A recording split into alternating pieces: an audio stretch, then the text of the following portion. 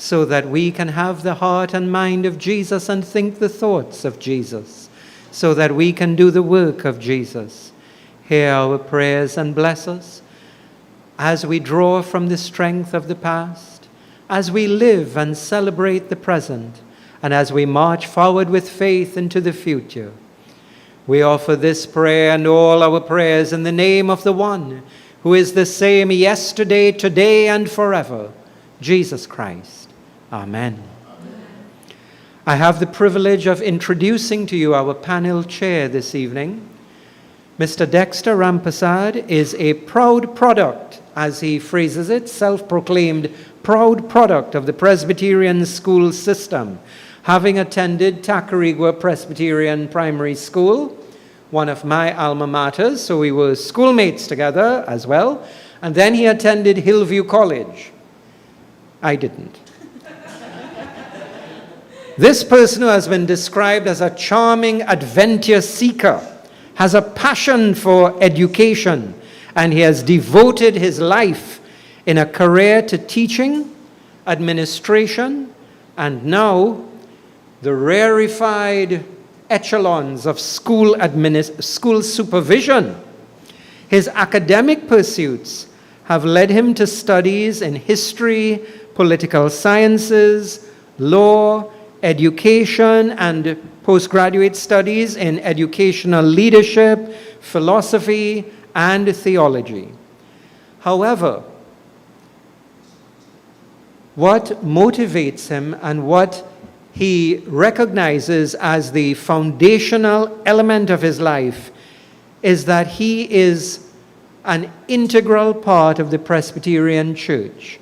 He has preached throughout the Presbyterian Church of Trinidad and Tobago, and he helps the church in many endeavors, including this one where he helps the church and the school. And we are privileged to welcome as our panel chair this evening. Let's have a rousing round of applause for Mr. Dexter Rampasad.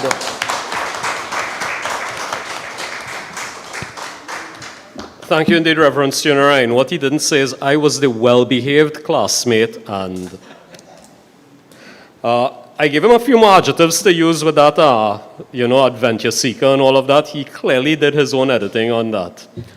Friends, it is wonderful indeed that we can join with the St. Andrew's Theological College. Again, we keep reinforcing that idea that it is the oldest tertiary institution in Trinidad and Tobago.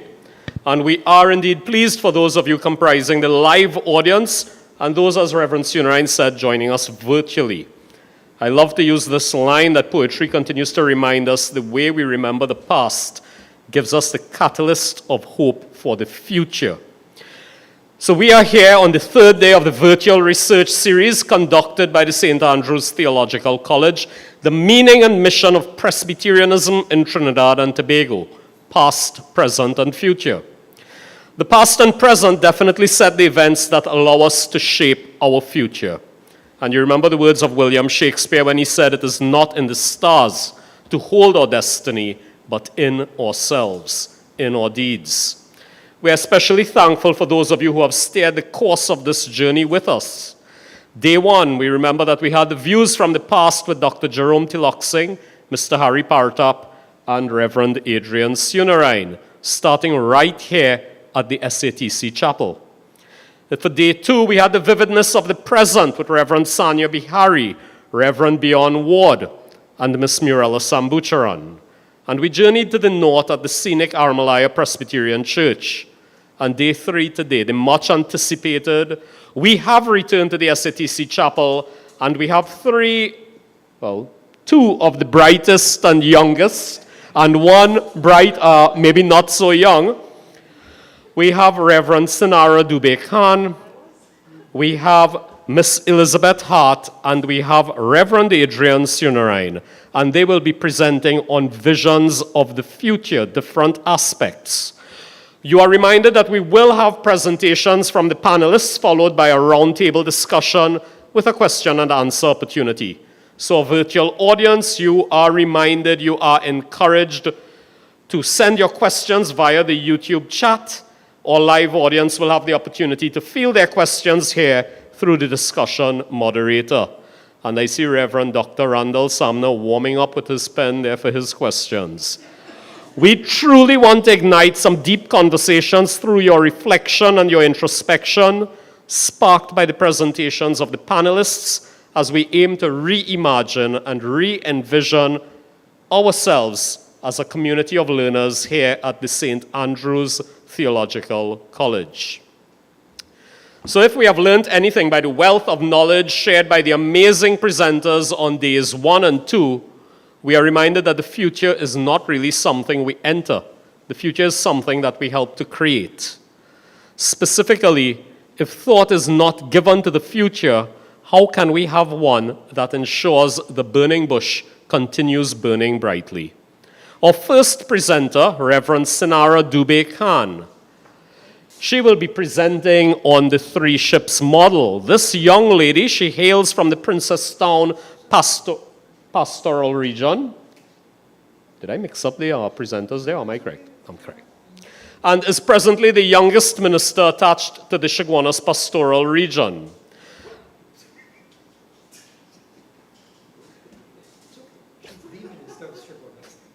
Well, right, the minister of the Chaguanas pastoral region. After graduating from Naparima Girls High School, she broke the norm of CAPE and started studies at the UE Open Campus at the tender age of 16 years old. And there she obtained her certificate in psychology, where she also graduated first place in the country, served as the valedictorian, and was the recipient of the Pro Vice Chancellor's Award. She then graduated from the University of the West Indies, St. Augustine, with a BSc in psychology and a minor in sociology, with first-class honors. From there, she pursued her studies at the St. Andrew's Theological College, where she obtained her licentiate in theology.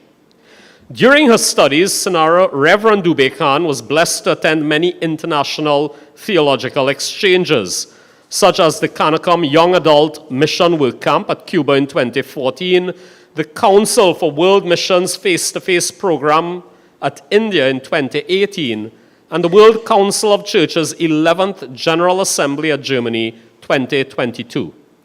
These experiences have truly cultivated her passion for youth ministry, mission, Caribbean theology, and interfaith studies. She credits her husband Chris as a true support in her ministry.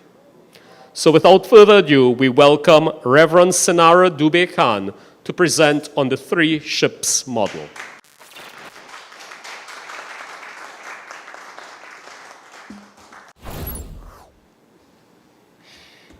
Good evening, everyone. It is such a joy and such a blessing to be presenting to you today.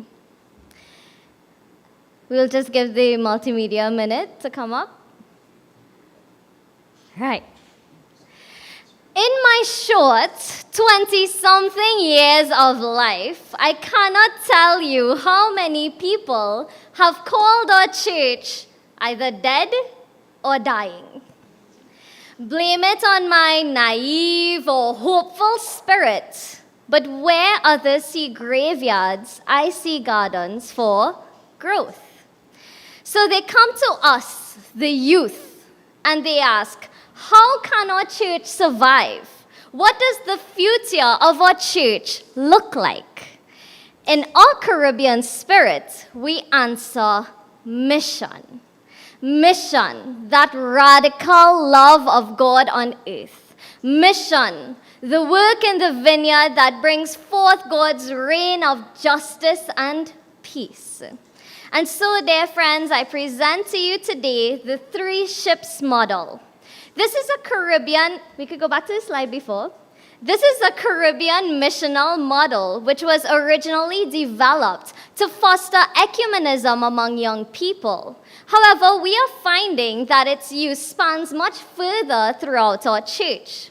For those who would like to dive a little deeper, this model is found in Chapter 9 of the World Council of Churches publication, Let the Waves Roar, a chapter written by myself. My paper is broken down into 3 main sections. The first is, why mission? The second is a case study on the Canacom Yam Camp. And the third is the 3 ships model itself. So let's begin by asking, why mission? Why is mission so important for the future of our church? Well, my argument is threefold. Firstly, mission is the core of Caribbean theology and identity. Hamid writes, "The gospel came to us on the back of colonialism. Therefore, these values have," his words, "perverted the gospel." These words made me feel so uncomfortable when I realized that so much of what we accept as right or wrong, and so many traditions that we hold on fervently to, are so tightly fused to our colonial past that we can't tell the difference anymore between the empire and the gospel. And so one major aim of Caribbean theology is decolonization. Thinkers in the field have decolonized the very word mission. Now, while we are grateful, so grateful for the missionaries' labor in establishing our Caribbean churches, mission during colonial rule is now perceived as a form of religious violence. In the name of God, ancestors of our land were oppressed, and our cultures were belittled and erased. However, Caribbean theology has flipped the meaning of mission. Devon Dick describes our Caribbean theology as emancipatory in nature, as it encompasses a theological discourse that would seek full freedom, equality, and justice. Mission. Caribbean theology is a doing theology. Therefore, the Caribbean church's identity is characterized by its missional role in society. The Caribbean church realizes its call to lift its prophetic voice and be a source of transformation. My second argument is that mission is the core of Caribbean ecumenism. In the 1960s, the English-speaking territories began gaining independence. The entire region, however, was painfully grappling with the reality of being a post-colonial society. Therefore, the plea for ecumenism in the Caribbean came through the need to address social, political, and economic distress. The overall economic landscape was still plagued by poverty and unemployment. Within this context, Caribbean ecumenism had its birth. Caribbean churches realized that it was better to work together in order to take care of each other and take care of God's people. The Gartleg report states many organizations were formed out of the Caribbean ecumenical movement, such as the Caribbean Assembly of Reformed Churches in 1965. And one organization that many of us may know is the Caribbean Council of Churches, the CCC, whose mandate is, and I quote, "promoting ecumenism and social change in obedience to Jesus Christ and in solidarity with the poor," end quote. Again, mission. You see, a beautiful feature of the Caribbean Christian narrative is that although we may be doctrinally divided, our missional identity has been the common thread that brought our churches together. Lastly, mission is our future because mission is the passion of our youth. Many churches complain to me that they don't have dedicated young people in the church. So I respond, okay, how is your mission work? How have you been engaging our youth in the mission of the church?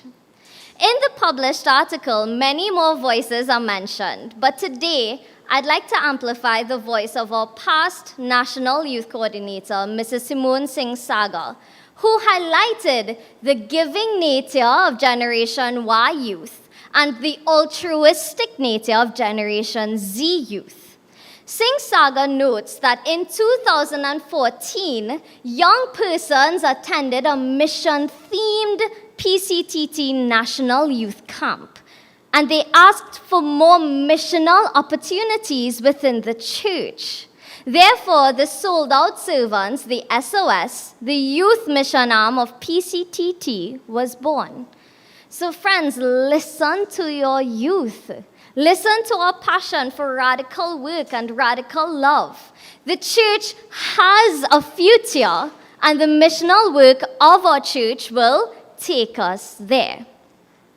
Now, when looking for a program that combines all these elements, mission, Caribbean theology, ecumenism, and youth involvement, the Young Adults Mission Work Camp came to mind. And that brings us to section 2, the case study. According to their camp booklet, the YAM camp, Y-A-M camp, hosted by the Caribbean and North American Council for Mission, seeks to create a setting where young people can become engaged in the mission of Christ and explore their talents and creativity. Some of your own PCTT youth have benefited in some way from this camp, and you may see a few of us there, including Reverend Sanya Bihari, who was actually a camp leader, Reverend Robert Dinu, Reverend Beyond Ward, Deaconess Amber Sisahai Payne, and myself. So you see a trend happening there as well. The aim of my case study was to look at all the elements of the camp's typical program and devise a model that can stimulate mission work and ecumenism among young people. So here are some elements that we would have seen in the camp's program. There was worship. So yamas were divided into different base groups, and each day a group would be responsible for leading in worship.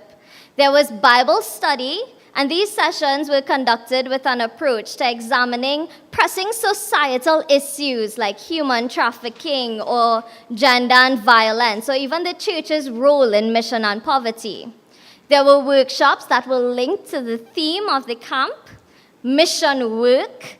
A lot of time was dedicated in this camp's program to engaging young people in hands-on mission work. So yamas would visit different organizations such as orphanages, schools, churches, and homes for the elderly to provide assistance on a variety of projects. There were cultural immersion activities, which would be movies, site visits, or even living with a host family to understand the cultural context a little better. There were group activities that fostered fellowship. And interestingly, but still notable, there was journaling that was highly emphasized at these camps, because journaling was a tool of introspection that assisted the yamas in their missional growth and understanding. So out of an analysis of this program and these elements, I come to my third part, because from here, the 3 ships Caribbean missional model was born. The model's 3 ships are highly significant to Trinidad and Tobago. In 1498, Christopher Columbus stumbled upon our land in a fleet of 3 ships, the Santa Maria, the Castilla, nicknamed the Vaquinos, forgive my Spanish, and La Galda, nicknamed Correo. The mission and message of these 3 ships were, say them if you know them, God, glory, and gold. These ships brought destruction and genocide to our indigenous people, as well as centuries of suffering and oppression in the name of mission. However, we are using our creative Caribbean spirit to change the narrative of mission that comes from our shores. Therefore, the ships that will carry our mission will be vessels of world transformation, worship, stewardship, and fellowship. The first ship, worship. Hammond emphasized the relationship between worship and mission, stating, "New Caribbean missiology will of necessity also create new structures of worship theological training, and dialogue. This relationship unfolded in the CCC music workshops that engaged young people, young Caribbean people, in hymn writing that reflected our own Caribbean struggle. Songs such as Caribbean Communion Hymn and Glory to God in the Highest were produced from these ventures. Then, through our unified worship, we are all strengthened and inspired to continue working towards Christ's mission. One youth in this research project stated that their ecumenical group during their worship practiced being vulnerable with each other in order to lean on one another and create a family-like environment. Our second ship, stewardship. Stewardship can describe how we manage the different gifts and resources bestowed upon us, and therefore covers the working element of the missional model. It can be perceived in two categories: stewardship of self and stewardship beyond self. Stewardship of self refers to the introspective element of missional programs. Stewardship of self also encompasses how the participants' well-being is cared for throughout the program. For example, is the participant's mind being stimulated through the program sessions, workshops, and Bible studies? Does the program allow participants to explore their unique talents and gifts? These factors will determine whether the participants experience growth during the program. Stewardship beyond self includes how we serve all of creation around us. These are the elements of the program that allow participants to labor in unity toward a common vision of freedom and justice in God's reign. In that moment of work, we are no longer divided, but made one in our common plight. Ideas for such activities include partnerships with existing nonprofit organizations like Homes for the Elderly, orphanages, schools, nature conservation groups even. These activities may also be in the form of advocating or lobbying for systemic change and creating educational ventures in mission. Our last and final ship that is leaving our shores to do mission is fellowship. One Yama spoke about their fellowship gained in mission, saying, "You really get to know each other when you're sweating in the hot sun, trying to fill up holes or pushing the wheelbarrow down the lane." Indeed, little can compare to the bonds formed on the mission field. Participating in cultural immersion sessions, sharing meals, and simply just having fun are activities that promote fellowship in ecumenical youth gatherings. These experiences shared above describe the agape spirit felt by participants in mission. Jesus also cherished his agape moments with his followers. The Agape Feast is a well-celebrated practice within PCTT that encompasses one's missional orientation.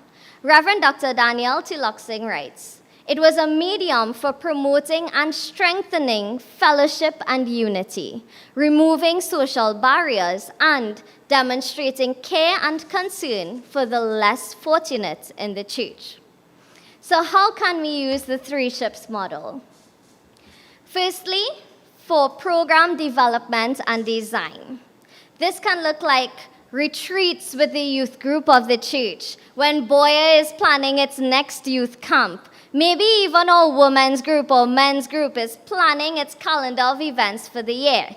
These three ships can be a help that help us to balance our activities for the upcoming year. Secondly, the three ships model could help us do evaluation of church vitality. Now, since I became a minister, I've realized that these three ships are very helpful in determining church growth on a whole. I analyze the work of our churches according to these ships, and I see what areas are lacking and what areas may need some work. So in closing, friends, I pray that these three ships are a blessing to you. The name of the chapter that I was speaking about today was, "And They'll Know We Are Christians by Our Love," because mission encompasses the radical love by which Christ and the Christian church are identified. In this model, ecumenical worship describes our unity in our love for God. Ecumenical stewardship describes the work of our love as we serve all of creation. And fellowship describes our agape, the love that binds us together as a community to carry each other's burdens and wipe each other's tears. Let us not grow weary in our love for one another. And may our common mission unite our young people to love beyond the barriers of this world. Thank you.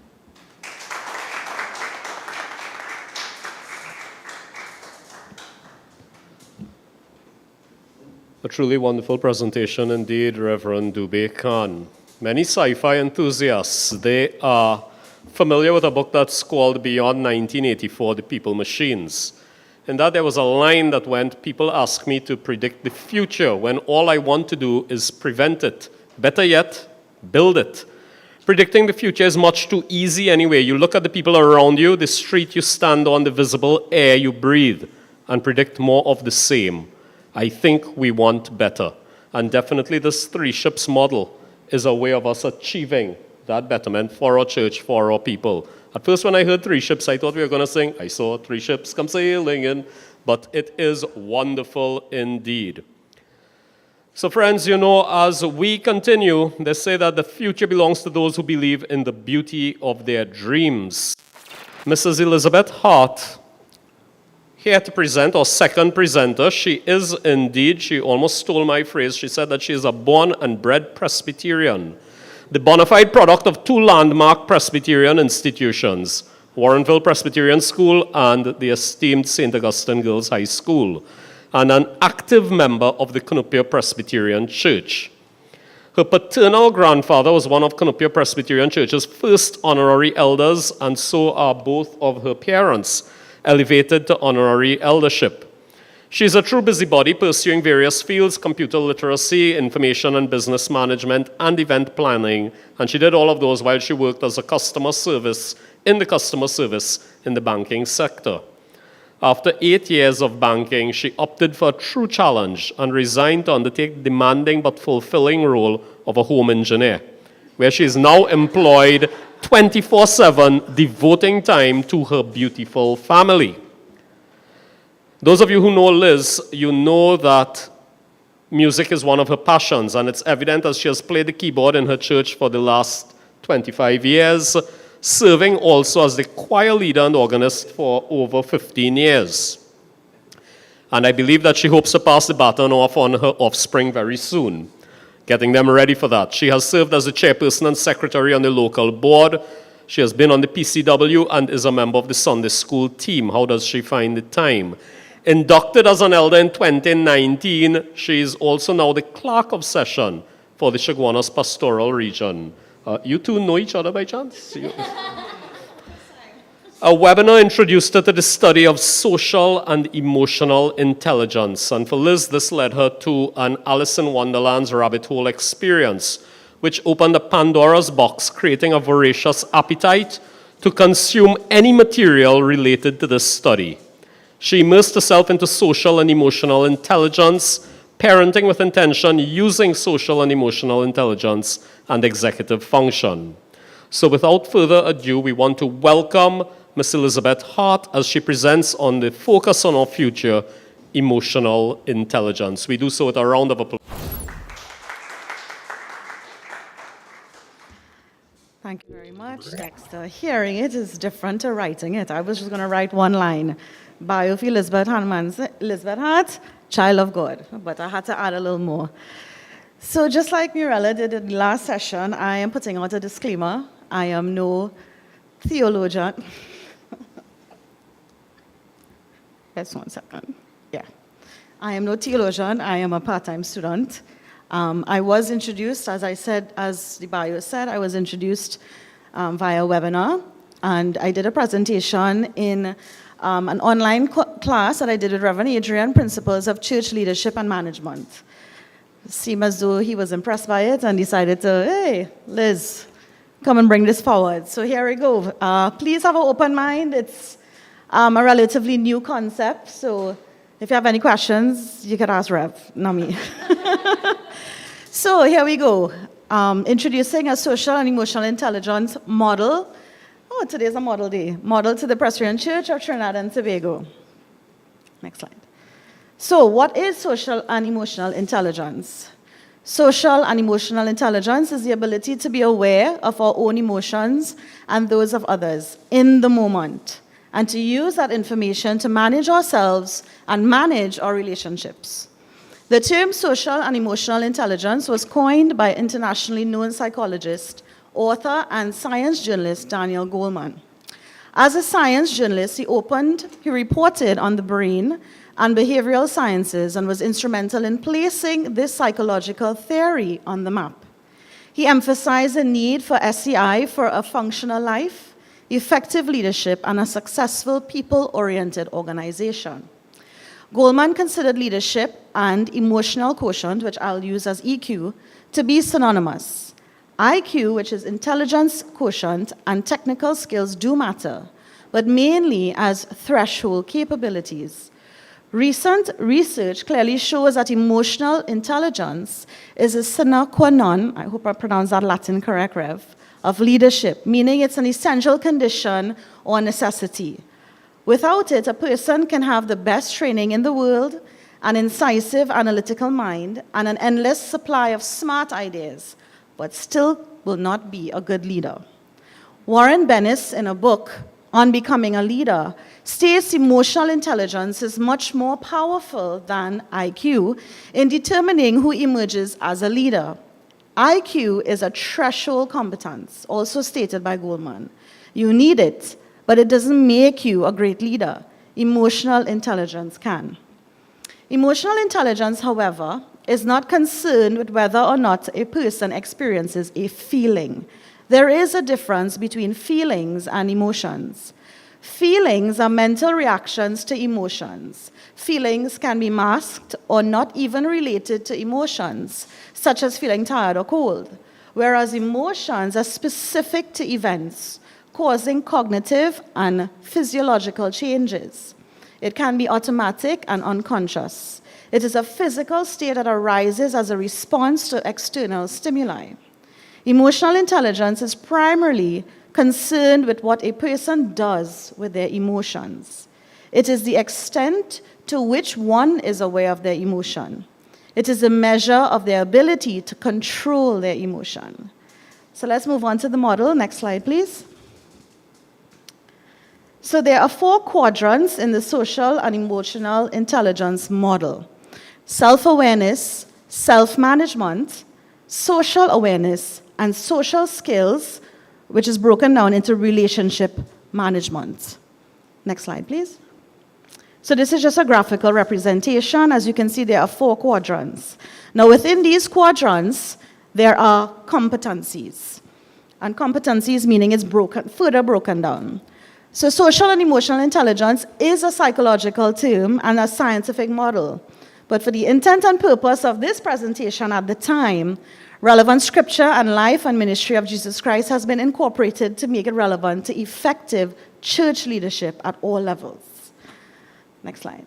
So we're going to demystify all the 4 quadrants as briefly as I can. So the first quadrant, we have self-awareness, which is knowing one's internal states, preferences, resources, and intuitions. And we have it the 3 competencies are emotional self-awareness, accurate self-assessment, and personal power. So as the word awareness suggests, it's being aware of your emotions and recognizing who you are. In a more modern jargon, mindfulness. Developing the ability to recognize and understand one's emotions in the moment and knowing your strengths and weaknesses will affect your behavioral reaction and ultimately your overall performance in a given situation. Being aware, one will learn what are positive and negative triggers and will be able to articulate and express one's emotion appropriately. Self-awareness is a step on the way of transformation. A healthy self-awareness should put us and keep us on the path of sanctification. This is seen where David pleads and laments to God as he recognizes his weaknesses and shortcomings, asking the Holy Spirit to give us a healthy perspective in our life and being able to look within ourselves. Moving on to the next slide, we go to the next quadrant of self-management. And self-management is managing one's internal states, impulses, and resources.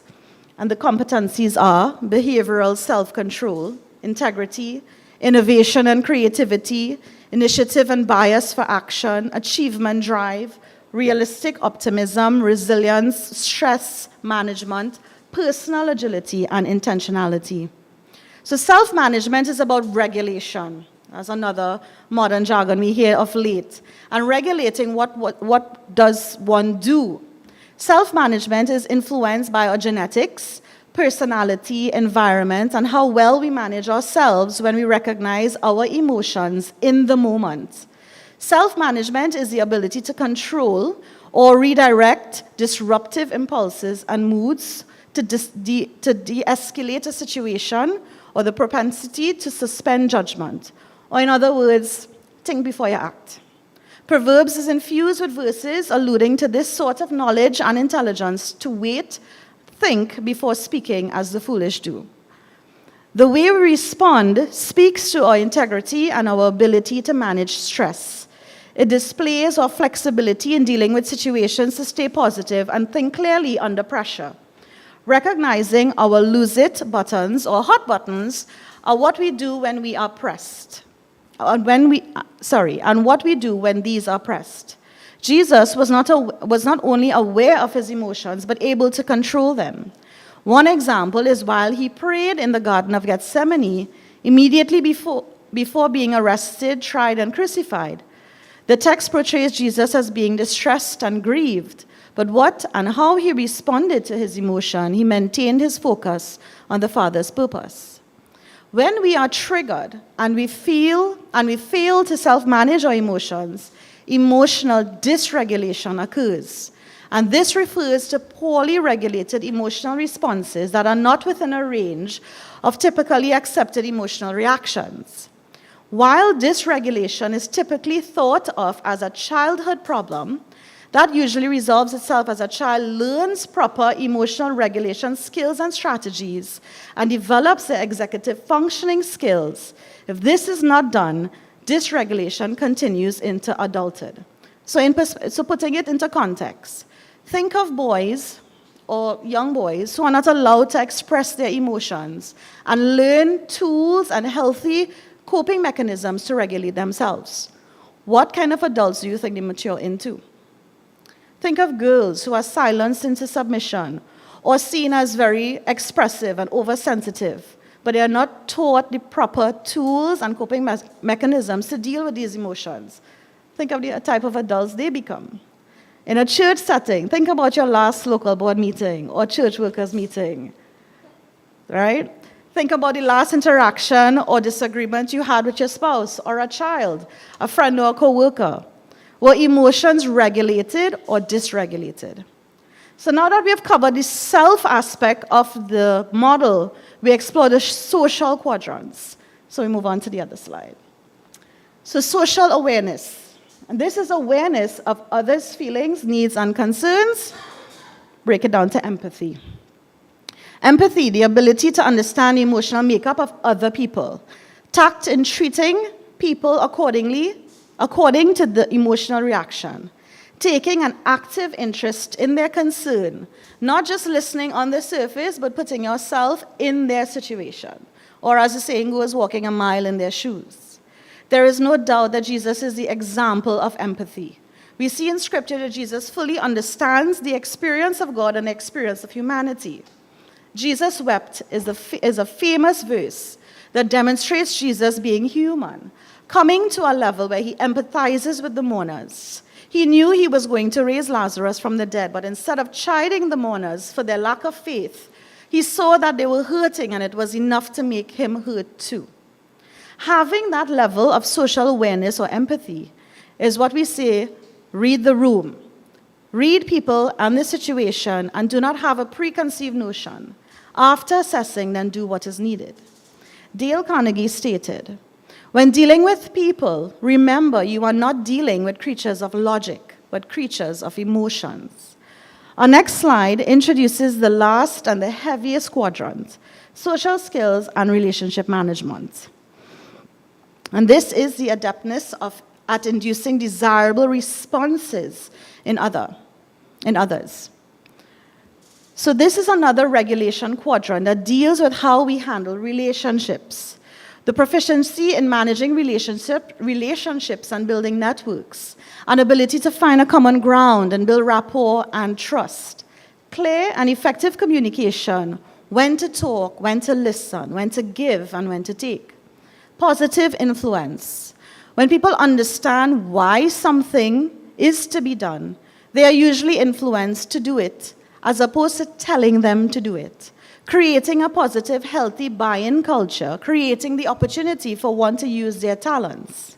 Conflict management, an all too familiar topic, knowing when and how to address a conflict, sometimes even overlooking a minor conflict and ultimately extending forgiveness. Ineffective leadership often leads to conflict within the organization. And Matthew 18, 15, 17 is a blueprint of resolving issues, with the goal being restoration and not alienation. Inspirational leadership.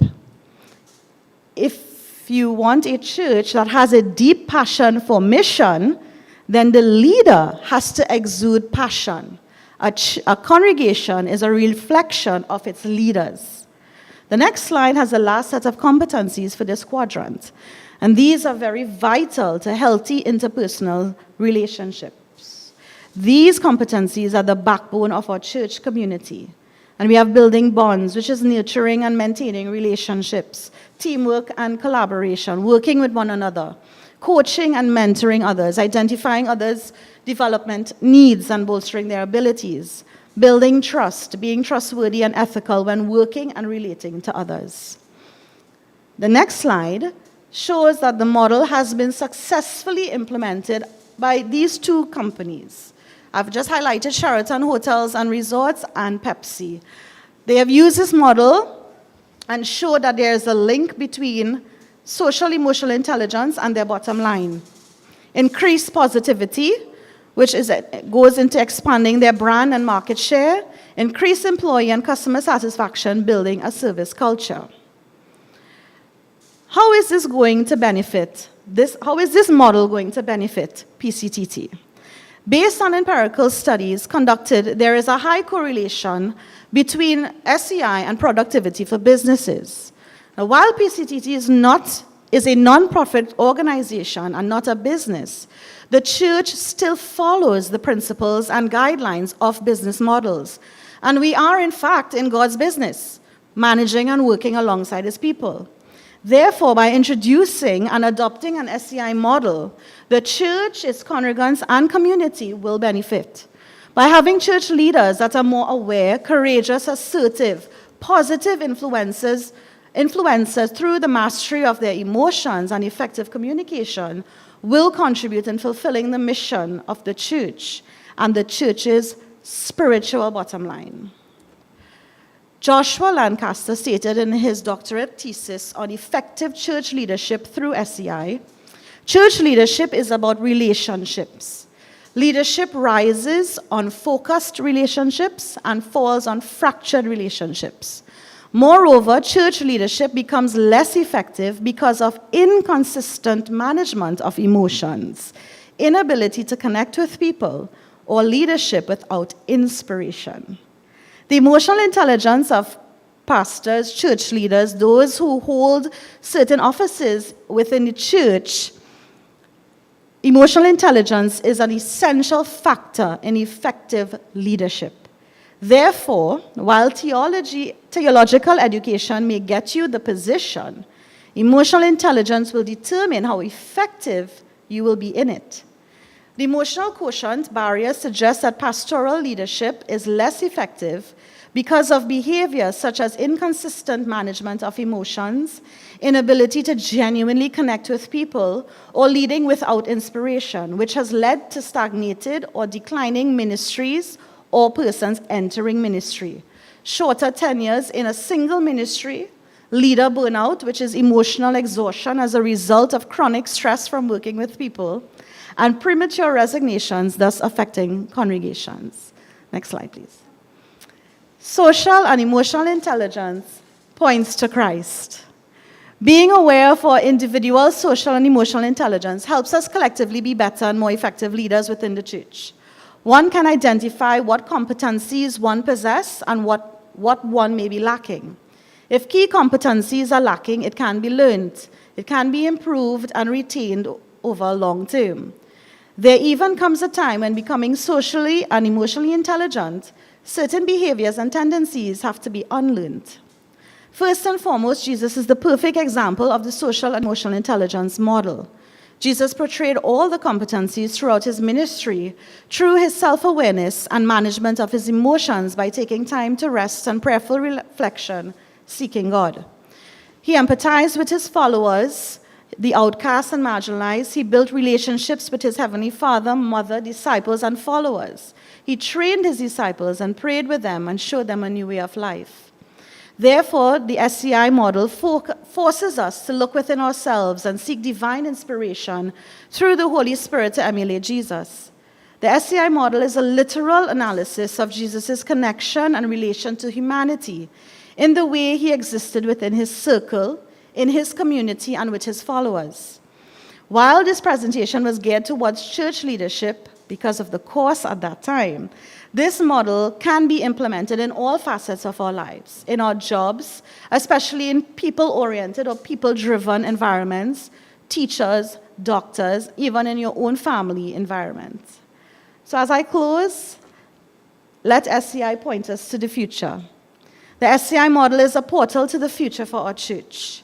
In learning to acknowledge our emotions, managing them, and executing the appropriate response through developing and training ourselves to be socially and emotionally intelligent creatures, then we can be true imitators of Christ through self-awareness, empathy, awareness of others, self-management, and relationship management. As we can all see and relate, living in a post-pandemic world has its challenges. The physical, emotional, and mental trauma that has affected the world is evident. And there's been a significant increase in domestic violence, suicide, job losses, tertiary level students seeking mental health therapy, professionals suffering from burnout, you name it. The church has to adapt to this post-pandemic future. But maybe in this fast-paced world where the world is trying to recover from the last 2 years, it is a reminder that being in touch with ourselves and others, paying homage to our past and learning or even unlearning from it, embracing the present as a present, and being present for our church workers, congregants, and community, the church can look forward to the future heading in with an SCI model. Again, it's just one of the tools among all the other tools in the tool shed to navigate the future. And I close with one of Reverend Adrian's quote from that class: "You cannot use a hammer for every pseudo-nail situation." Thank you.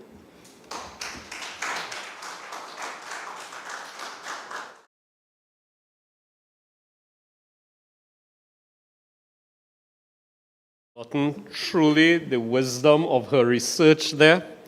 And remember, viewers, we want to invite you all to post your questions on the YouTube live chat.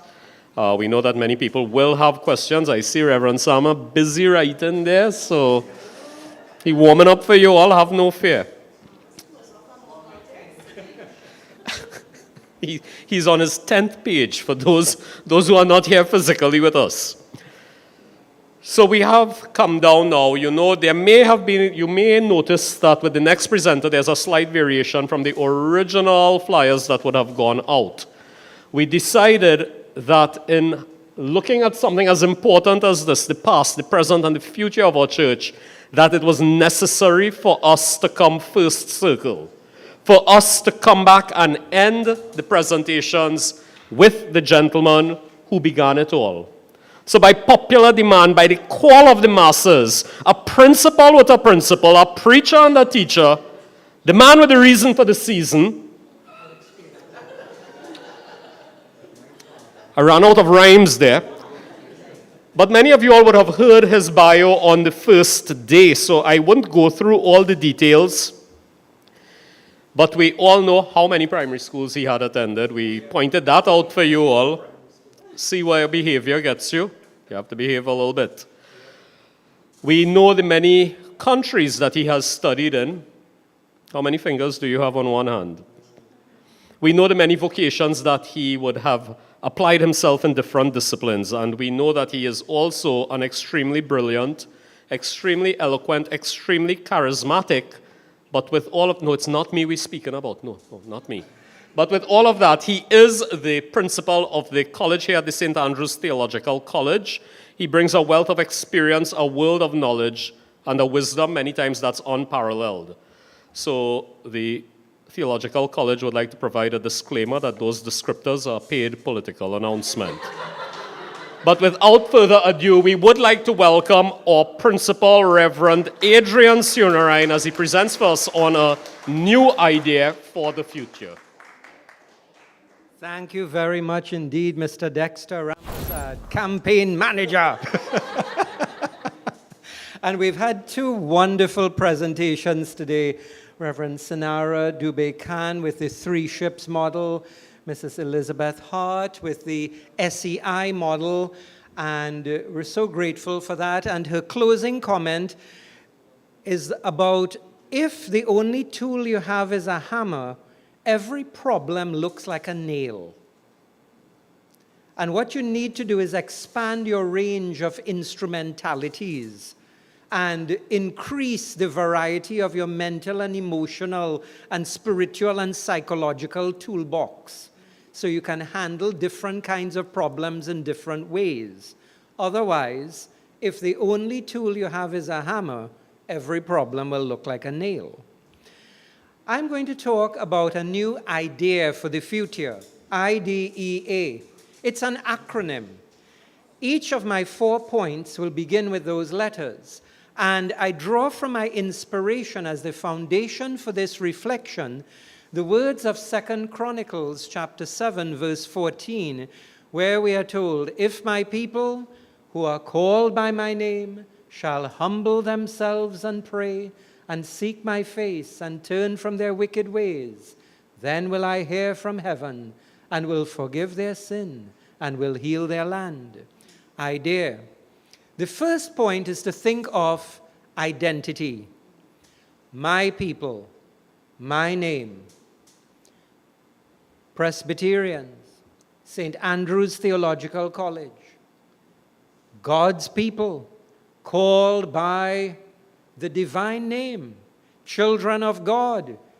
We heard from Mrs. Elizabeth Hart that if she was going to do the one-line descriptor, it would be child of God. All of us, children of God, we have the divine name. That's our identity. All of us have a name. Many of us here know each other's names. Some of us have middle names. Very few of us would know each other's middle names. I'm hearing some people calling out that they know my middle names, yes. Deva and Everson are my middle names.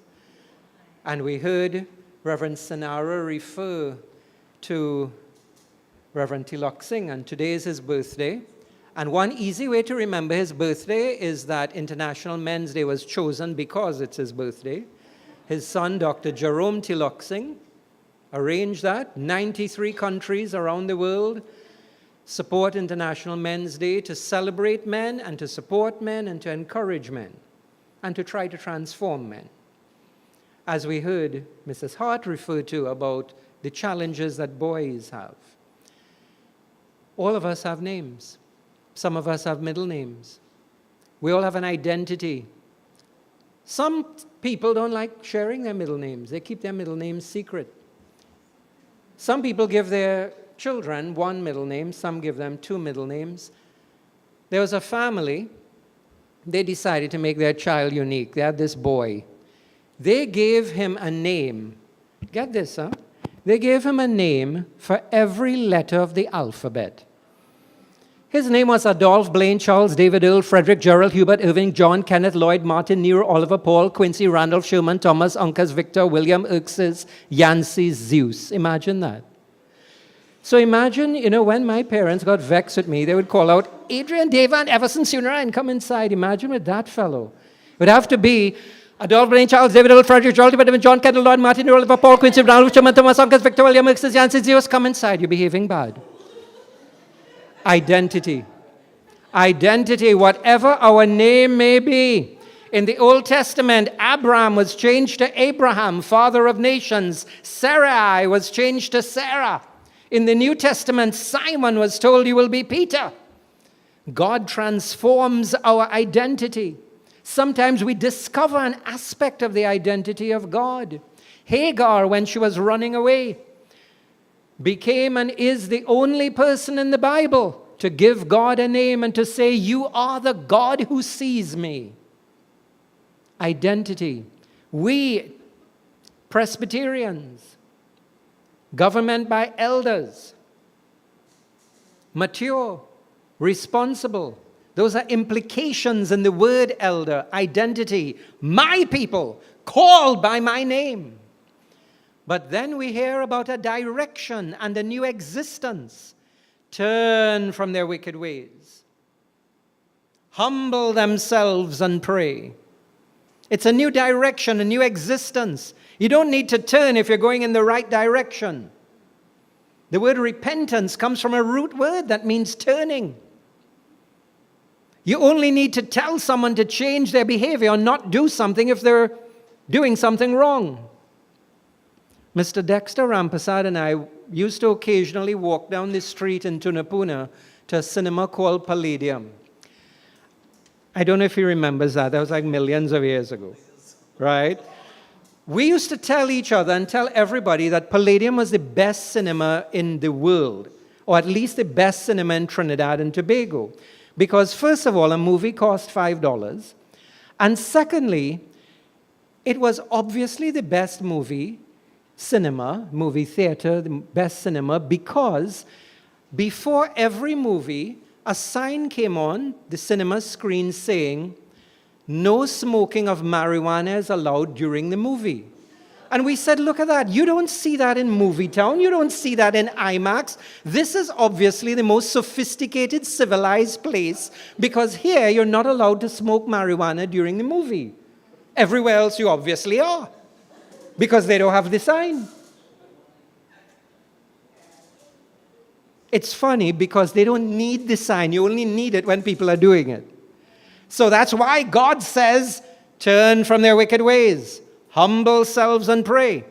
Because when we think about everything we have been hearing about the past and the present, and when we think about the concepts that we've been hearing for the future, we realize there's a lot of cognitive change that has to take place. There are a lot of new steps and new directions. It requires an approach and an attitude of humility. We have to recognize that we have to put aside the pride and be ready to adapt, be ready to be flexible, be ready to listen to other people, be ready to change, be ready to receive that reprimand and that rebuke from God, and to change the ways. So, we celebrate and receive and recognize that we have an identity, and our identity is given to us by God. We are the children of God. We change the direction. We have a new existence. And action. God speaks to us and says, I'll hear from heaven. I'll heal your land. God's action can be our action as well.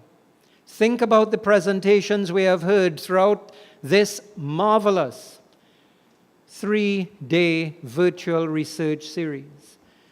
We have been reflecting on the past. We have heard about the foundational ideas that led to churches develop. We have thought about the present.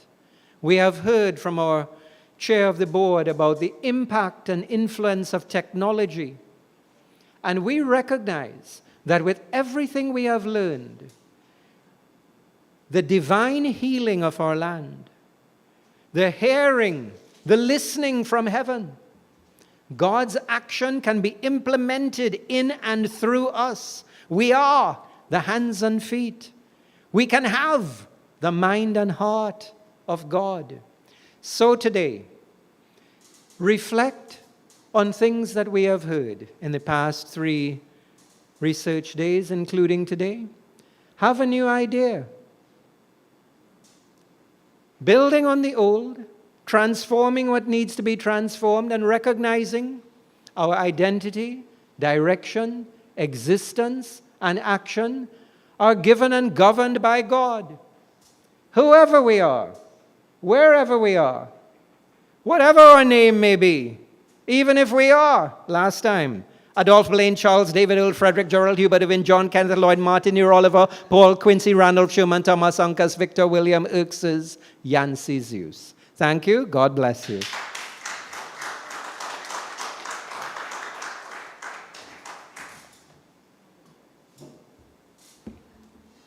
What do you say after a presentation like that? Indeed, it is wonderful, friends. We want to thank Reverend Sieunarine for making himself available and for enlightening us a bit on the spur of the moment, but again, sharing his wealth of knowledge. Notice how he's distracting the other panelists there. That's why it gets you into 5 different primary schools. He hasn't grown out of it as yet. So friends, as we said, we have the YouTube chat. We are inviting those of you who are looking on virtually to ensure that you post your questions there. And while we are doing that, we also have our live... Wow, he's drinking some water. You know what that means. We have our audience here, our live audience, warming up with the questions. While they do that, maybe I want to start the ball rolling a little bit. And as we had our most recent speaker there, Reverend Sieunarine, I want to probably throw this one out to you. This one comes from a long-time listener, first-time caller. Maybe somebody who went to primary school with you and who you still owe for the popcorn in the cinema. So maybe the first question that you would like to ask is, can you call out those names once more? Just kidding. This one falls along the line of what you were saying. At times, are we losing our identity as a family of faith because we find that society now, and this is not to contradict what was done in the last day when we spoke about technology and all of that, but because we attempt to make worship match to society's drum instead of vice versa to a large extent? Do you think that is having an impact on the identity of us as a church, as worshipers, as a family and fellowship of faith? That's a really profound question because it came from me. Ah, okay. So I still owe you for the popcorn. Right. Those were in the days where that cinema used to also make their own food. Anyway. But there's a lot of controversy about worship, and there's a lot of thought about the fact that the church is often a microcosm of society, and the church in many ways has to struggle to be an alternative to society, to say we are not guided and governed and driven by the same ideals and principles that society is. So that should be reflected in our worship, that should be reflected in our way of life, that should be reflected in the way we treat each other, but sometimes it isn't. And sometimes we come from society, we work in society, and when we come to church, we struggle to figure out, well, how much of the world should we bring into church? And if we defy the world, and if we are different from the world, what does that look like? What do we do? And some of the answers can be found in things we have heard during this virtual research series, like the 3 ships model and the SCI model today, because the world doesn't have social and emotional intelligence. Look at the driving. The 3 ship model doesn't exist for many of us because we will easily complain, the young people aren't dedicated in church. Well, are you engaging with them? Do you talk to them? Do you listen to them? Do you know them? And when we think of worship, we can think about the fact that our hearts, our minds, when we come to attune ourselves to worship God, what are we preparing to do?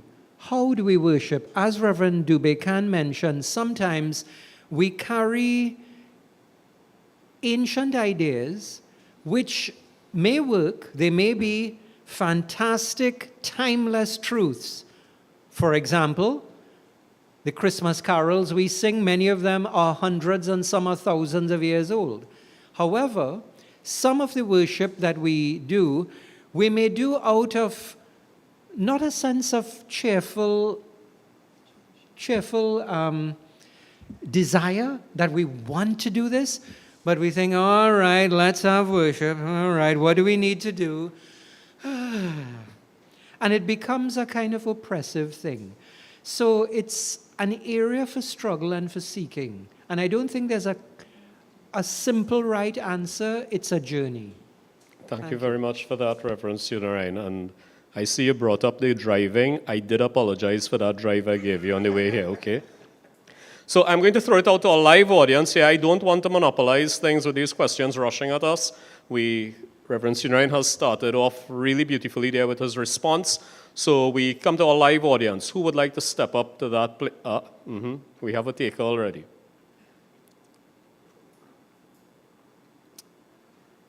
I think you better put the mic by Reverend Dr. Summer. Not as yet. Not as yet. Anyone else from here? Thank you very much. Good night, everyone. Good evening. Let me commence by saying that I am utterly delighted to be at this institution at this time in the chapel and to listen to all of the panelists, but in particular, the two brilliant, beautiful, bedazzling that wouldn't be young Reverend women. Sieunarine and myself. There. And, it's really a joy. It's really a joy. And I wanted to pose a question to my good friend, Reverend Dubecan? Yeah. Reverend Dubecan. Yeah. And it has to do with, I am really intrigued and taken up by the three ships model.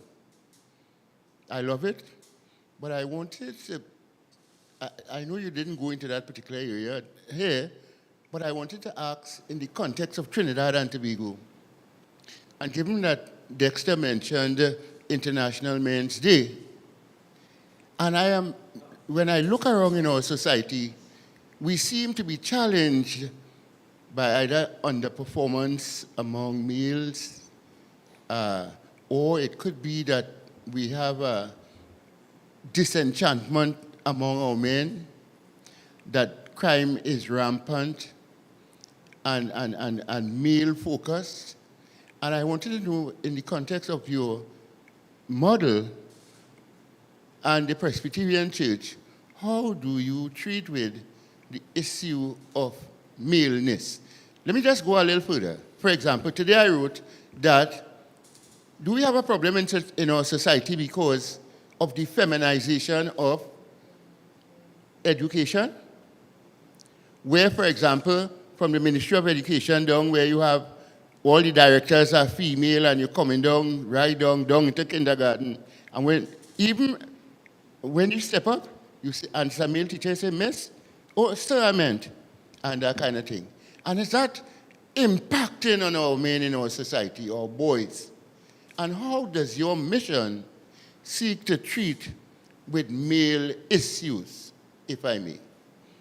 It's not meant to be difficult, I just thought it intrigues me. Thank you so much, Major Bridgewater, for that very intriguing question. I will find it a little difficult to talk from a male perspective, obviously why. But I do have a little bit of insight on that with respect to the three ships model. When you ask that question about underperformance among young males and a disenchantment among men, I see an opportunity for ministry.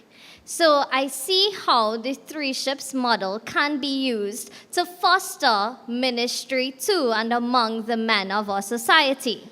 So I'll bring it into our own local churches. Most of our churches within PCTT have a men's group. My home church that I grew up in also had a men's group. Any other churches have a men's group? Yes, you see, it is a very common group. If you don't have one, look at setting one up. As a men's group, we could meet every month or even at the beginning of the year and say, okay, how can we implement the three ships in our men's group and in our ministry? We could look at the calendar for the year and say, okay, we will have 3 worship services for the year, but geared towards men's issues, men's healing, the things that men face in our society. Stewardship. We can have programs, we could have activities, we could have workshops and Bible studies geared once more to the things that our men face, things regarding social and emotional intelligence and how we can raise that among our men, things like anger management. And when we think about fellowship, we can sit as a men's group at the beginning of the year and say, okay, well, let's have X, Y, and Z fellowship activities with our younger and older men in our congregations and in our societies. Let's have a cookout.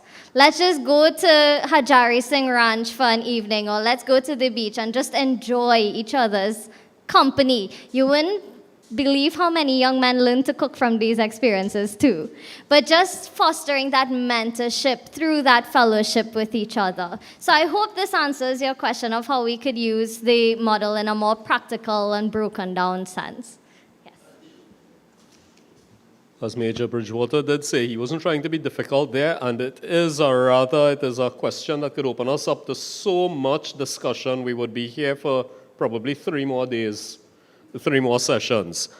From our live audience, do we have any other questions at this moment, or are they being carefully crafted and words being, strategically placed there? So I want to throw this one out to Ms. Hart. Elizabeth, just as Major Bridgewater, I'm not trying to be difficult here, but it kind of made me wonder about one thing. We said that, I remember distinctly, and I took a note of it, you said that emotional intelligence is necessary for leadership. In our churches, we have so much opportunities for leadership, but what we notice is that many people are sometimes catapulted into the circumstances because sometimes there's no one else at the moment to step in, and there's a need a void that has to be filled. What can we do to help these people with that emotional intelligence, to give them a hammock of some sort so that they could be effective leaders? Okay, thank you very much. I knew you were going to even out the questions by asking me one. But that is the basis of what this presentation was about. There are situations where persons are put into that mostly voluntold to those positions. That is why I proposed that this model be introduced at all levels, not only church leadership, meaning our ministers, clergy, church workers. I believe this is a model that could be implemented throughout the church at all levels, local board level, session, and then obviously from session it infiltrates to the other boards. I believe it's a model that can be offered through our college, which can reach out to all the other persons who are filling these positions. Yes, it is a relatively new model. It is a model people may think that, well, we don't really need that, but I think we do need it.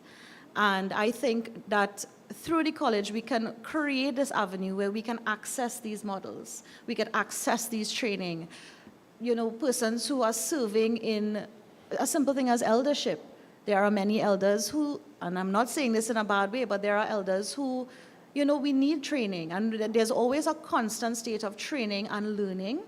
It is something different. You know, we live in a society where we are reactive people, we are emotional people. And this model just basically helps, hones, trains, fosters, and you know, tailors it to a way to help you with your emotions.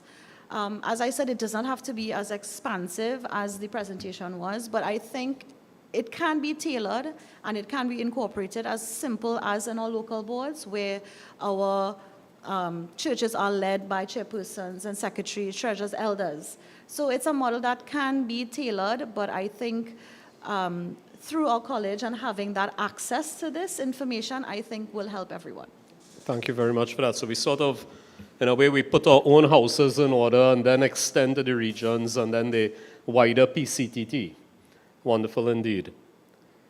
Again, I wonder if there are any takers in the live audience. Ms. Dubé Khan. Are you ready, Reverend Dubé Khan? Yeah, the question is up for you now. Oh, okay. Mission is the passion of the youth, right? Oh no, you don't have to take notes, don't worry. Right, so mission is the passion of the youth. Would you say that when we begin to focus that way, that there begins a bit of a polarization of the age groups? In our churches, sometimes we find that there is existing a bit of a polarization. There seems to be, if there's a word such as this, a bit of a cliquism among the different age strata of our churches. And we find that many times we have people operating in silos. The youths will operate by themselves and they will work, but by themselves. The men's fellowship, as we identified, they will seem to operate by themselves. And so too will the PCW. How can we get this mission to be a collaborative? Do you have any strategies that you may have employed that could get the different arms working together?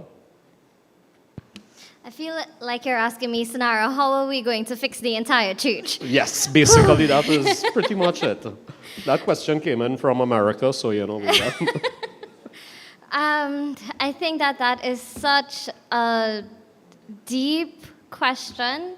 Again, because... Yeah. There's no quick fix for it, so to speak. I don't think there's a quick fix, but an approach must be intentional towards minding that gap. So you mentioned that there seems to be some kind of disparity. Is it like a generation gap between the young and those who are not so young? Yeah, I think sometimes we notice that it may not be very, very distinct, but it seems to be there at a bit of a subversive level. Okay. So how do we use that mission to try to bring everyone together sometimes and work together for a common good for our churches? Mm-hmm. So what I will employ again is the three ships model in that situation. I think it's up to the church, local church, and even the region to foster activities and foster opportunities for these different generations to meet with each other, to interact with each other, and to depend on each other. Contact hypothesis in psychology: the more we expose to each other, the more we meet one another, the more likely we are to accept one another and remove those biases and discrimination. It is up to the church to say, okay, we are going to celebrate intergenerational worship. We are going to celebrate stewardship of the different generations, and we are going to have fellowship activities for the different generations. So that means it's up to us as a church, when we're planning our activities, to intentionally think about every age group. That being said, I am of the bias that our youth are often left aside. Our youth aren't often thought about when we're planning these activities. When we're planning our services, how often do we look at our youth group and say, yes, I want to give you all the opportunity to preach at least once a month. I want to give you all the exposure to lead in worship, lead in praise and worship every month. Is that a common practice? How many times do we look at our young people and say, yes, you can make an excellent elder, let's send you to do the elders course? How old is the youngest elder in your church?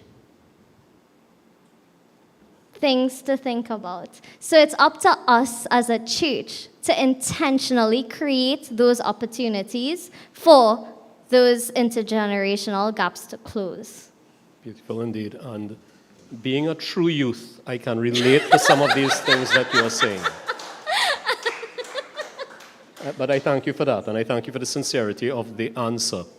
You know, friends, one of the writers once said, once you have glimpsed the world as it might be, it is impossible to live any more complacent in the world as it is. And we realize from our presenters today, they have shaken us out of that sense of complacency and adjusting and adapting to ourselves to what the norm would really be. You know, my favorite member of the audience, I don't know, I find he's just very quiet this evening. And I keep waiting for him to step up to the mic.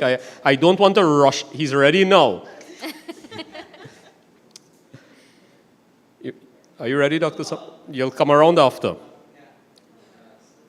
So I throw it out to any of the others. We have members of the board of directors. We know you all may have questions for our presenters.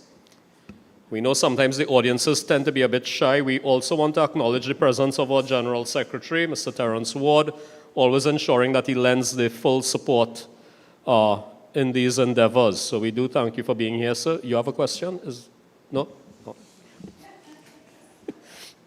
I could take the chance with Mr. Ward like that. He's from my church.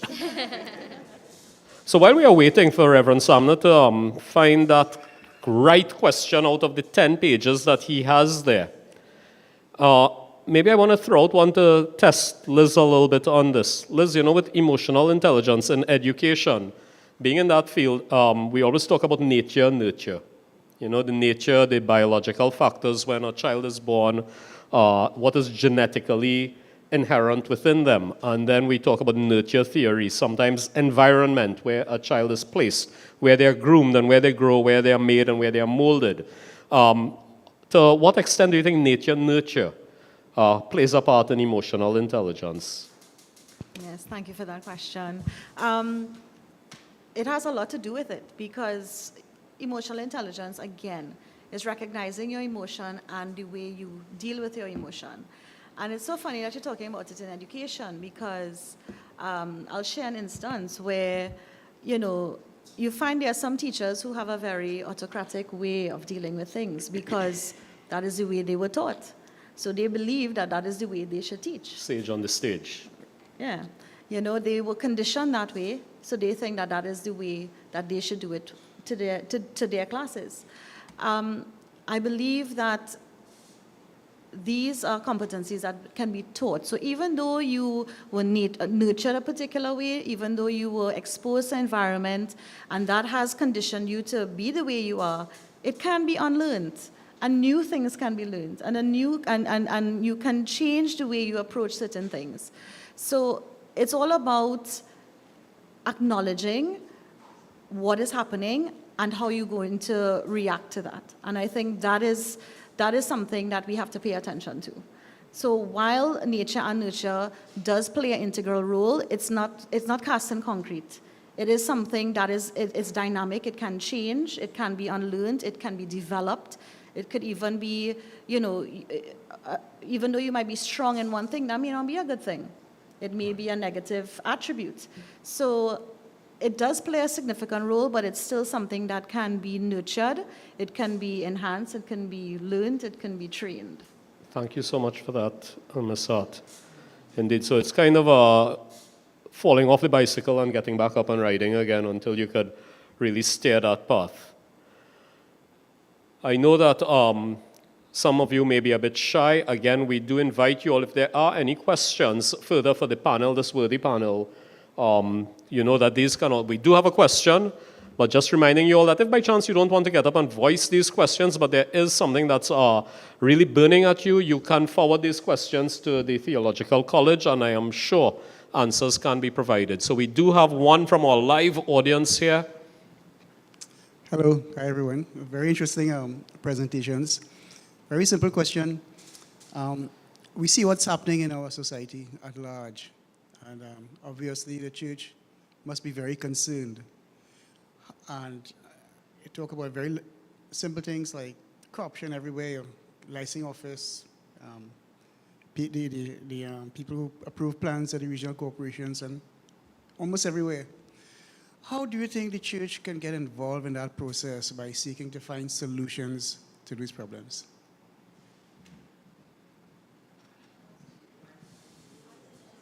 Which one of the panelists you would like to hear from there, sir? Or any takers? All of them. He's looking for a pillow. Throw all the ideas into the pot there.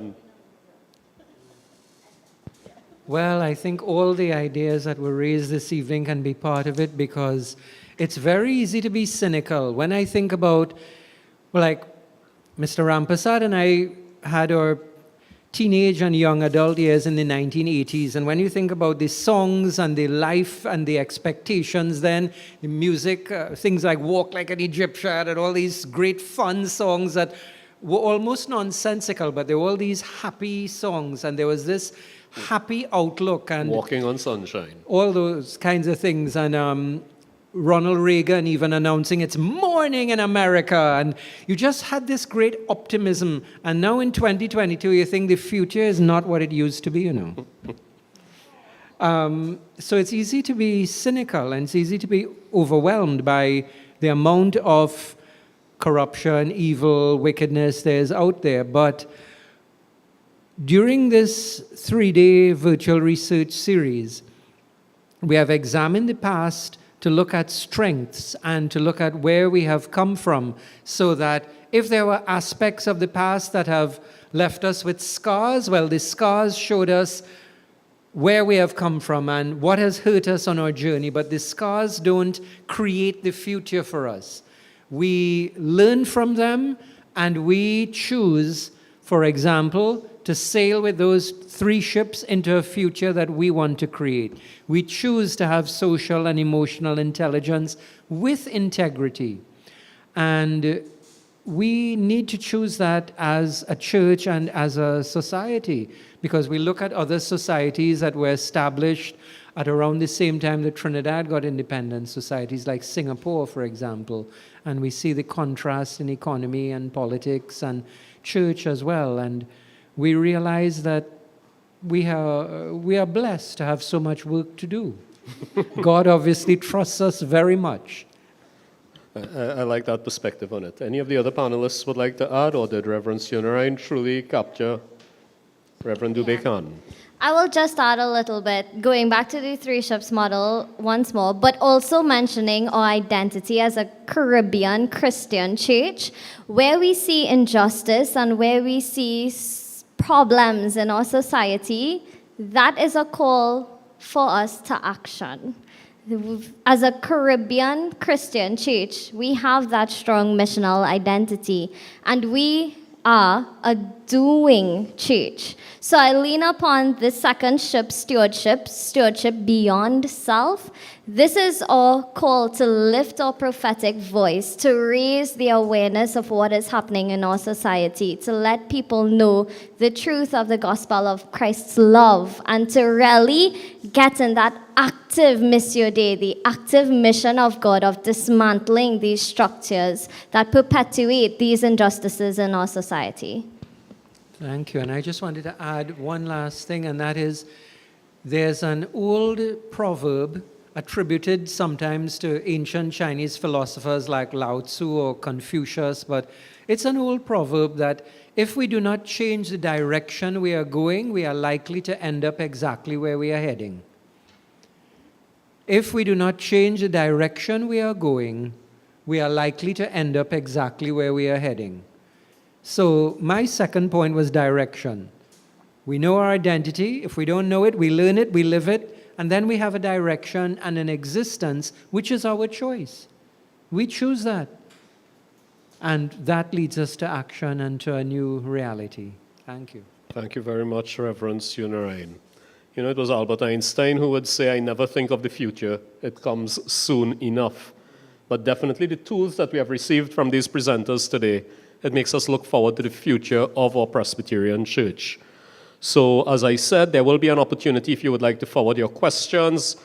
The physical audience and those who have been following us virtually, you can send those questions to the Theological College, and they can be addressed So at this time, we want to call upon the acting chair of the Board of Directors, Ms. Murella Sambucharan, to bring some word of thanks.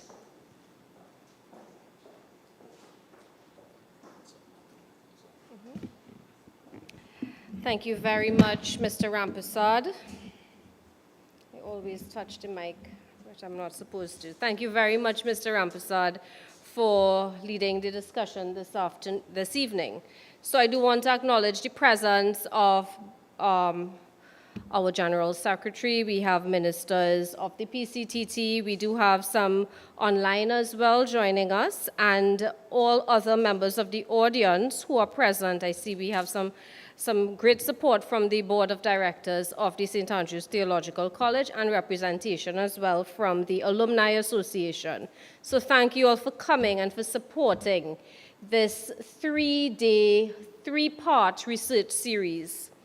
At this point, as I give thanks, I do want to acknowledge the support that we have gotten from our moderator and from the upper management of the Presbyterian Church of Trinidad and Tobago. From the onset, when the idea was brought forward to them, they were very supportive, and we thank you all for all you have done to assist us with marketing this event, as well as being present at each event, each of the 3 installments in this series.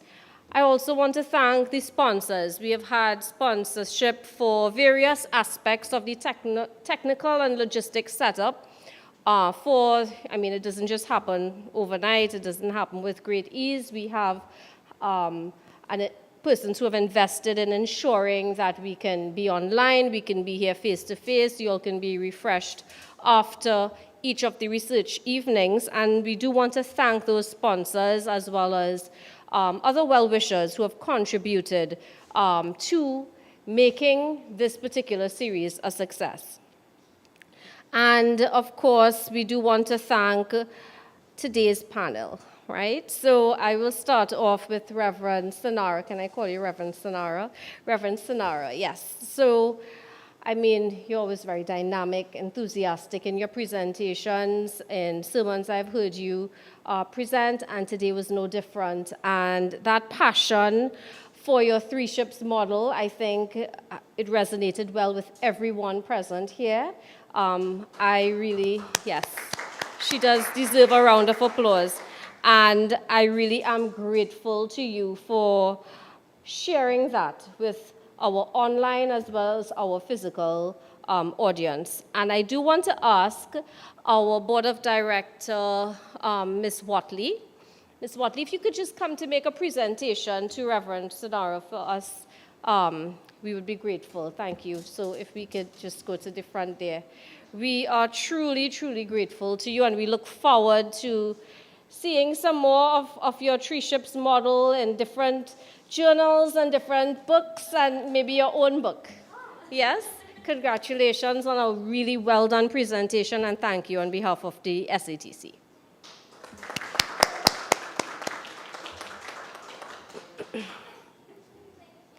So Ms. Watley, don't go too far because you have 2 more to present, right? So we're going to Ms. Hart, Ms. Elizabeth Hart, whom I've known for some time.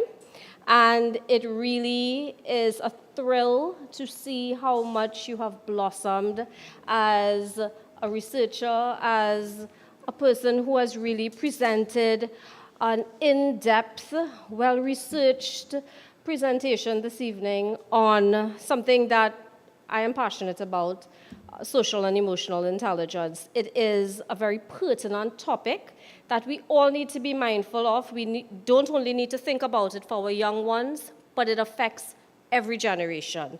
And one of the senior members of our program approval committee was commenting on the importance of what you said. And Reverend Sieunarine, we do need to think about bringing that in as a course, or building elements of what was presented there in terms of a course that we can offer at the SATC, because there's so much to learn when it comes to the social and emotional intelligence of all of us as human beings, as Presbyterians. And so we do want, and I'll ask Ms. Watley again to make a presentation on our behalf. Thank you very much for sharing your knowledge, your insight. I know, you came from afar. We're very, very happy that you did that. Thank you very much.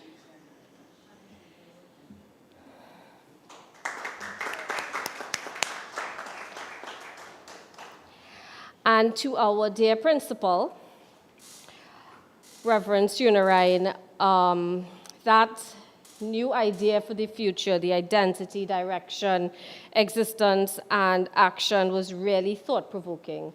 I think it encapsulated everything we really need to think about when it comes to projecting for the future.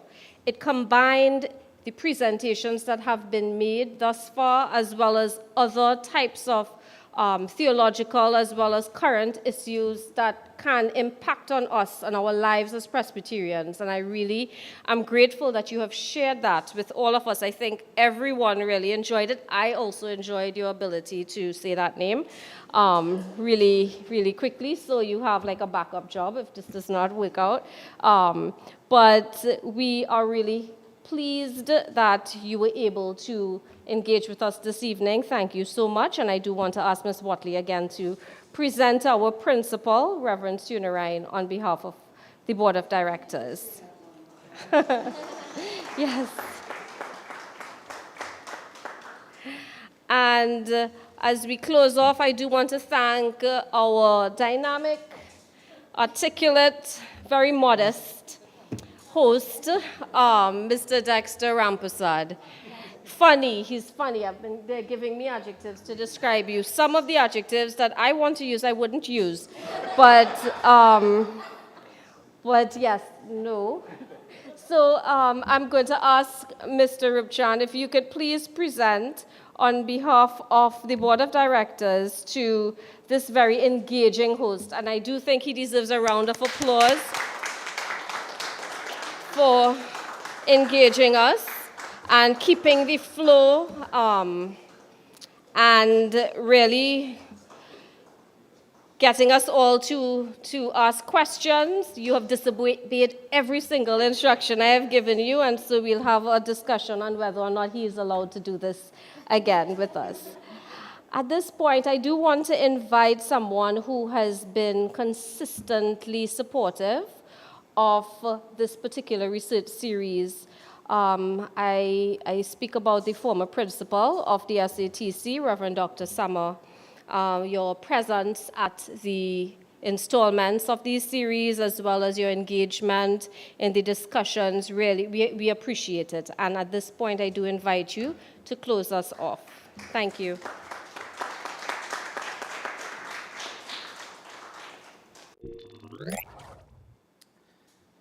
Thank you very much, Marilla. Good evening, friends. It's good to be here. And there's a thing about ministers, eh? It's part of the hidden curriculum at St. Andrews, I guess, that you are also trained to handle spontaneous assignments.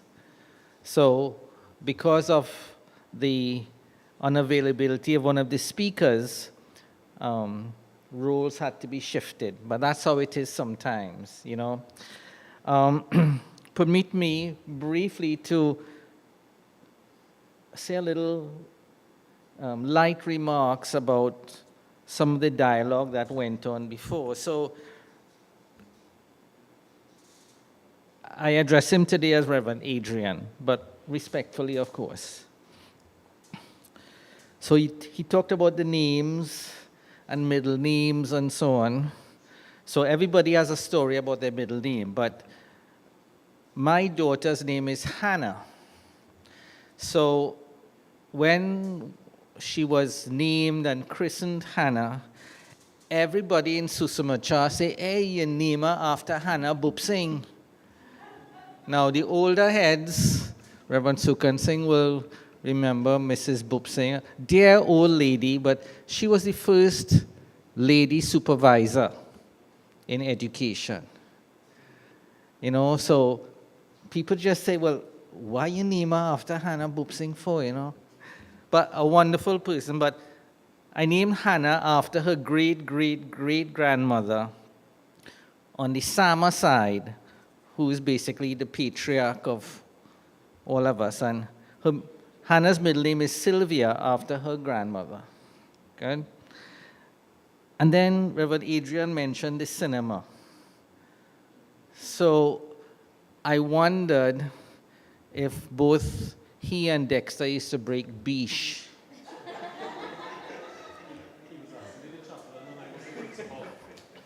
Oh, Dexter saying Adrian used to encourage him. But the sign about marijuana was not an instruction. It was a warning. Because in those days, I don't know if Joseph will, it had plainclothes police. Not so, John? Yes. Plainclothes police in the crowd, you know. And then the whole thing about the hammer. So it took me back to school days when my father a teacher would walk around the classroom with a hammer. Seriously. You know, the iron head. And its purpose was to knock sense into the students. He never really did it, but the wrath of the hammer, the fear of getting knocked was enough for the students to do their work. But you see, he was a woodwork teacher. So he had to walk around the classroom with a hammer. Okay? I was not the best student. I mastered the art of making toothpicks. And those of us who did woodwork would understand that. Anyhow, coming back to the workshop series, I must confess to the vice chair that I attended 2 out of 3. I did not, I looked at it virtually, the Aramalaya event, but like a song from the 80s, 2 out of 3 ain't bad. Some people looking puzzled now. Kimberly, you know that? From the Bat Out of Hell album. Meatloaf, yes. The leader died the other day. So, you know, day one was looking at the past and seeing what can be cherished and also put into practice. And then event number 2 was looking at the vividness, that was the term used, of the present. And we had 2 of our recently ordained ministers there. Today we had Sieunarine coming to you just now. And today was visions for the future. So basically past, present, and future, and how the experiences of the past together with the challenges of the present shape the vision for the future, and that's important. So just a few points about today. Sieunarine, so when you were talking, I've known Sieunarine since she was about 10 years old, so I have permission to address her like that, yes? Since the 70s, I've been associated with this institution since about 1976. And St. Andrew's Theological College was a hub of Caribbean ecumenism under Reverend Dr. Idris Hamid. In fact, one of the arms of the CCC, Sieunarine, the Caribbean Ecumenical Program. You see where Simone's office was? That was the CEP office. And a lot of work used to take place there. So, unfortunately, ecumenism died in the 80s for lots of reasons. We won't go into that here. But it's something we struggle with. And one of the points you made is that mission has to be ecumenical. for it to survive. So in a way, maybe we need to go back to the 70s and the 60s, look at the struggles of the Caribbean, independence. I mentioned a book to my brother Joseph the other day, and there's the writer, a Catholic theologian, said there are three things that unite the Caribbean. Cricket, well, we are so hot in that these days. Carnival, and I think it's culture. The 3 C's. So, wonderful work, St. Andrew's Theological College. Great contribution, Liz. I want to add a 5th dimension, though. You mentioned emotional, social, self. It's four things, right? I want to add a 5th one, theological intelligence.